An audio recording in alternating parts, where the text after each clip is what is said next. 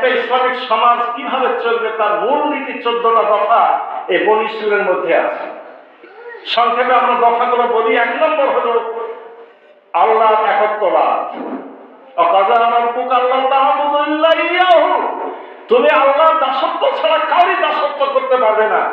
তার মানে তুমিও করবে না, তুমি যে সমাজটা চালাবে সে সমাজে কোনো শিরক থাকবে না, শিরক মুক্ত অবস্থা থাকবে। দ্বিতীয় আপনার দফা হলো পিতা মাতার সাথে ভালো ব্যবহার করবে। আপনার সমাজে কেউ পিতা মাতার সাথে খারাপ আচরণ করতে পারবে না, শব্দ পর্যন্ত বলতে পারবে না।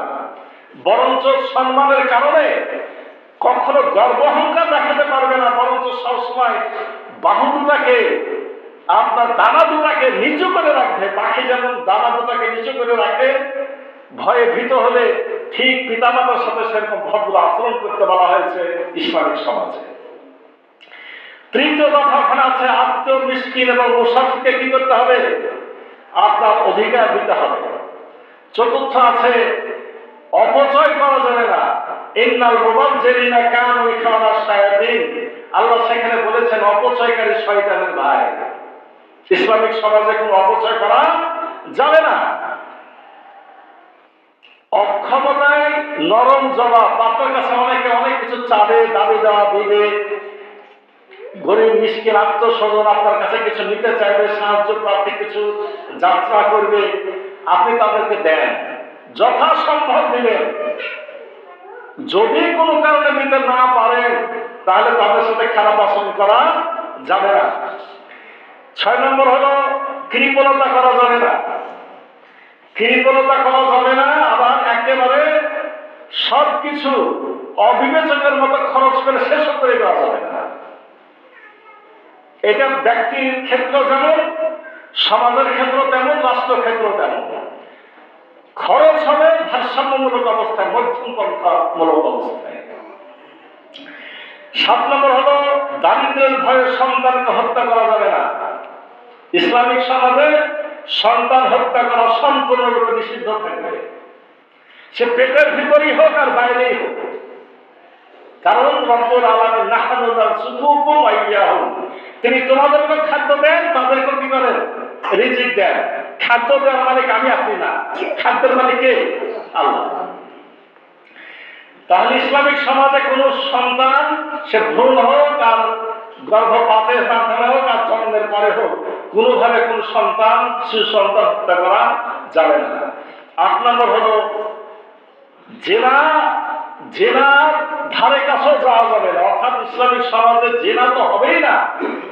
জিনা সংগঠিত হতে পারে এরকম উস্কানিমূলক কোন পেপার, পত্রিকা, নভেল, নাটক, টিভি, সিনেমাতে কোন সিরিয়াল সম্পূর্ণরূপে কি থাকবে?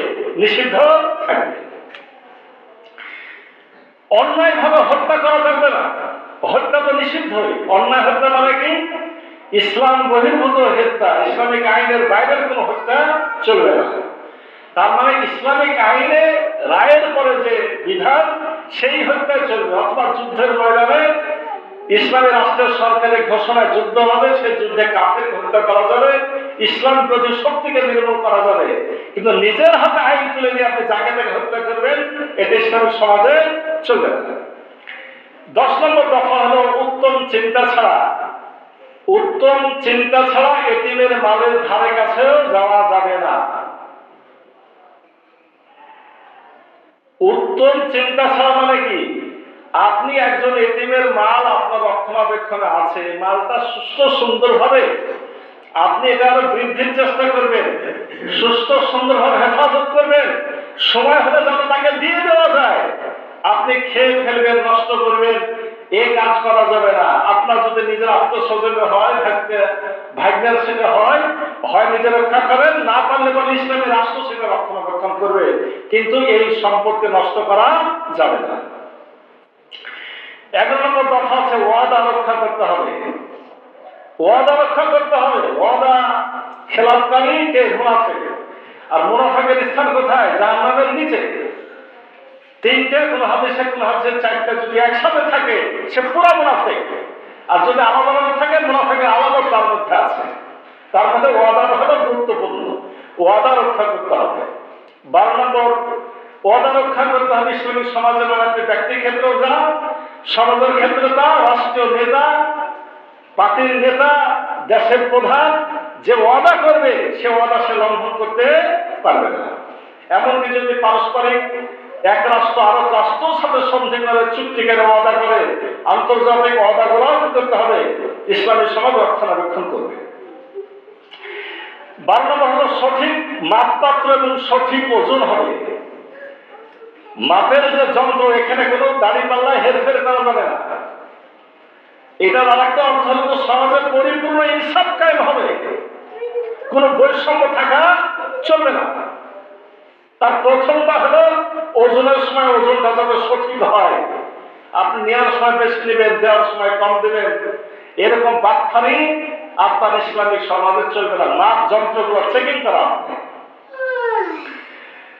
13 নম্বর হলো ওয়ালা তাকফু মা লাইসা লাকা বিহি ইলমিন, মানে তুমি যা জানো না তার পিছনে ছুটো না, অন্ধ অনুসরণ করা যাবে না। আপনি যে কাজে করেন না কেন, কেন করেন আপনাকে বুঝে নিতে হবে। রাষ্ট্র যদি কিছু নির্দেশ দেয় যেটা করতে হবে, কেন করতে হবে সে বুঝাই দিবে। আজগুবি অমুকে বলেছে তমুকে বলেছে সেজন্য করবেন না, আপনার ব্রেন আছে, আপনাকে বুঝে নিতে হবে।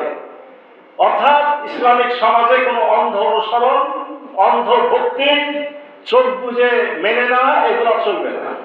14 নম্বর দফা হলো অহংকার করা চলবে না। অহংকারীকে ইসলামিক সমাজ, ইসলামী রাষ্ট্র কন্ট্রোল করবে, নিয়ন্ত্রণ করবে। ব্যক্তি ক্ষেত্রে আমি অহংকার করবো না। অহংকার হলো আল্লাহ চাদরকে নিয়ে দামাদামি করা। ঠিক যারা অহংকার করে, ক্ষমতা দর্পী, অর্থের কারণে বাড়ালম্বন করছে, এদেরকে শায়েস্তা করার ব্যবস্থা ইসলামী সমাজে থাকবে। এইভাবে রব্বুল আলামিন আল্লাহ রাসূল হযরত মুহাম্মদ সাল্লাল্লাহু আলাইহি সাল্লামকে আসমানে নিয়ে যে এই দফাগুলো দিয়ে দিয়েছেন,